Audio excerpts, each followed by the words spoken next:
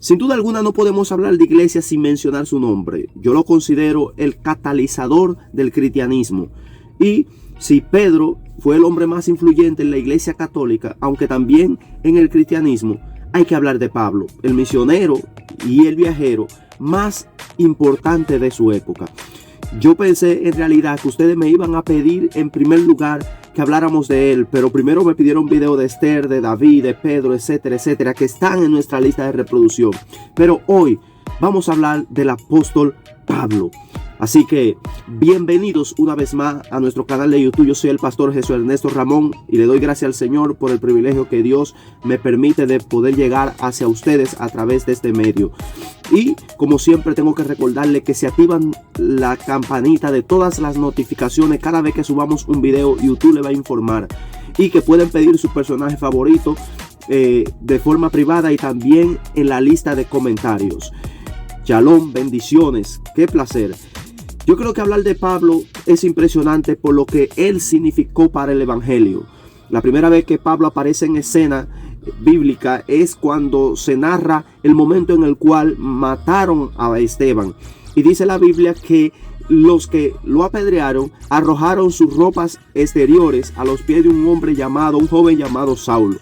Siempre que nosotros leemos el libro de los Hechos, que para muchos eruditos, y yo estoy de acuerdo con eso, no debió llamarse el libro de los Hechos, debió llamarse, no debió llamarse el libro de los Hechos de los Apóstoles, más bien debió llamarse el libro de los Hechos del Espíritu Santo, porque es el protagonista de todo lo que se hace allí, y esta palabra es mencionada alrededor de 70 veces en ese libro. Ahora bien, cuando comenzamos a leer este libro que es escrito por Lucas, y es importante que hablemos de Pablo porque Lucas acompañó a Pablo en alguno de sus viajes. Siempre que leemos vemos que al comienzo del libro el protagonismo del Espíritu Santo se lo da a Pedro y a Juan. Brevemente a Esteban, brevemente a Felipe, pero desde ese momento en el cual se narra en el capítulo 9 la conversión de Saulo, como decimos aquí, no hay para nadie. Pablo se vuelve el protagonista del libro hasta el capítulo 28. Ahora bien, originalmente Pablo era hebreo, por eso su nombre es Saulo, de la tribu de Benjamín, como él lo narra, nacido en una ciudad muy importante en aquel tiempo llamado Tarso, pero su nombre griego era Pablo. Creo que él adoptó ese nombre porque su influencia ministerial era más poderosa en el mundo gentil. Y el hombre las tenía todas porque también hablaba diferentes idiomas, que en aquel tiempo el hablar griego, hablar hebreo, no era todo el mundo que tenía una calidad de educación como la tenía él. Un hombre que fue instruido por Gamaliel. ¿Quién era Gamaliel? Gamaliel era el nieto de Hillel. En aquel tiempo habían dos escuelas rabínicas que eran de suma importancia, las dos más poderosas, con diferentes pensamientos dentro del mundo farisaico. Y Shammai era una y Hillel era la otra. Gamaliel no solamente era discípulo, había sido instruido por Hillel, sino que era su nieto, según dicen los historiadores. Y Pablo fue instruido bajo esa rama. Ahora, a mí me impresiona de que si Pablo era fariseo y el Sanedrín era controlado por los saduceos, y nosotros sabemos de que los saduceos y los fariseos no se llevaban bien porque tenían diferentes pensamientos teológicos y tenían diferente forma de enseñar la Torá. ¿Por qué entonces, si el Sanedrín era controlado por los saduceos, Saulo adquiere carta de los saduceos para perseguir a los cristianos cuando él era fariseo? Bueno, se dice dentro de los eruditos que él estaba enamorado de una mujer que era hija de un sacerdote fariseo, y como se la negaron, entonces como en actitud de venganza se alió con los saduceos, tomó carta del Sanedrín para perseguir al mundo evangélico. Yo creo que eso contesta también y nos da información acerca de que sea cierto, de que sea cierta la información acerca de cómo era la situación sentimental de Pablo. ¿Por qué? Porque sí entendemos que él más adelante se hace eunuco por causa del evangelio para cumplir con su llamamiento. los viajes, las misiones, etcétera, etcétera, pero él no era eunuco de nacimiento.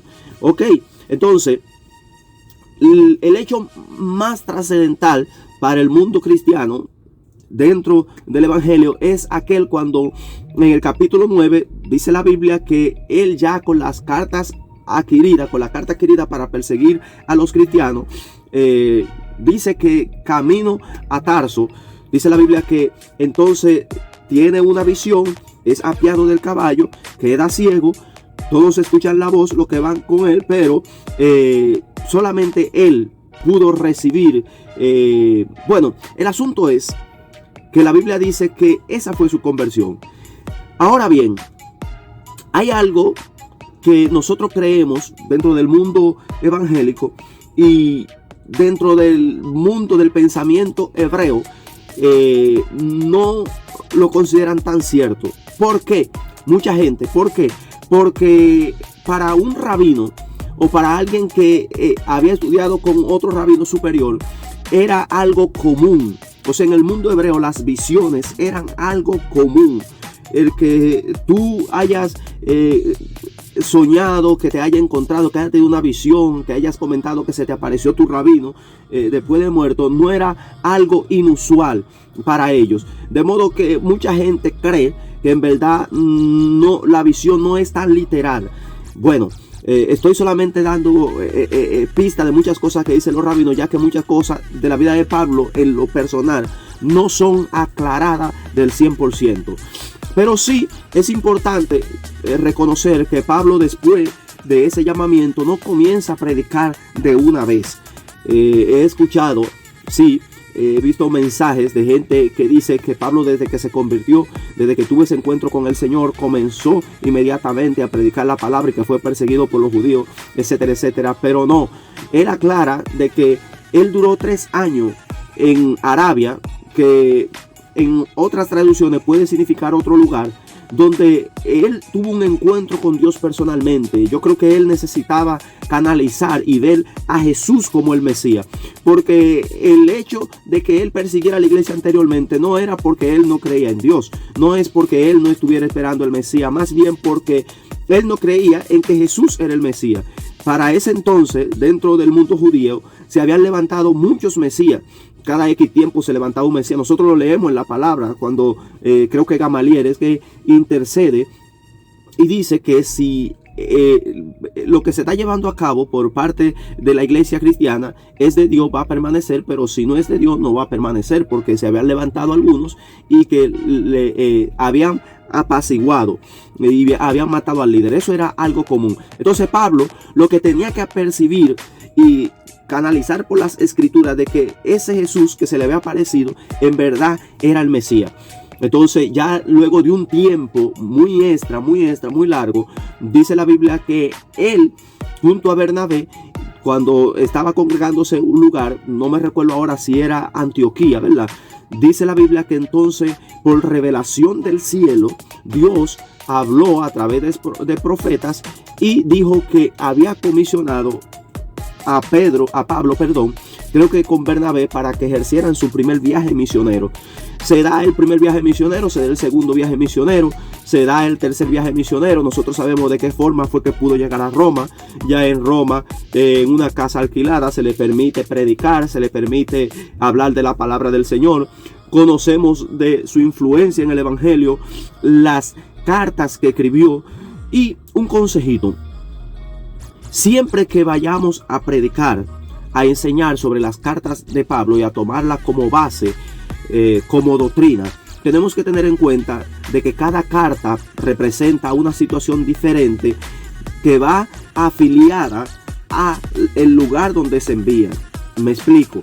Si usted lee la carta a los Gálatas, se va a dar cuenta que tiene un contexto diferente al de Corintio. ¿Por qué? Porque Pablo va a exponer, va a presentar para la iglesia un problema diferente. Si nosotros vemos la teología y el énfasis que él hace en las cartas a Timoteo y a Timoteo, nos vamos a dar cuenta que tiene un énfasis diferente a lo que él va a presentar en Efesios, en Romanos, etcétera, etcétera.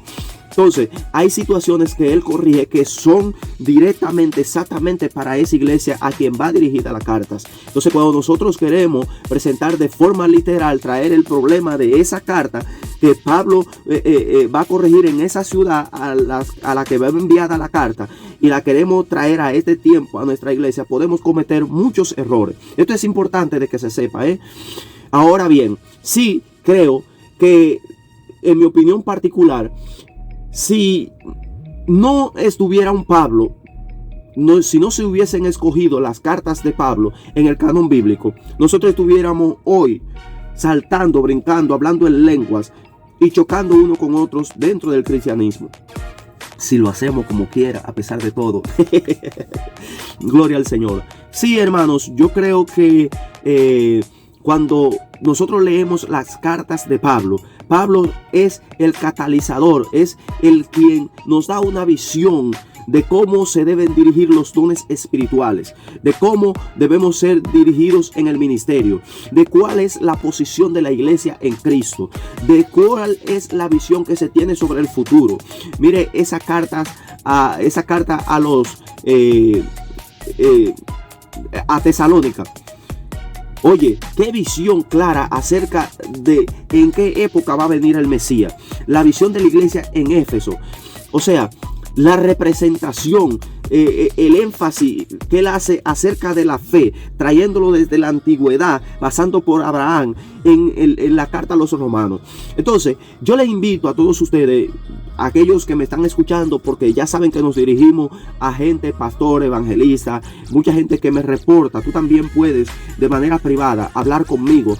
Tenemos un grupo donde estudiamos la palabra juntos, y las cosas que yo no te puedo detallar aquí en este video por la brevedad, de forma privada voy y te la explico allí.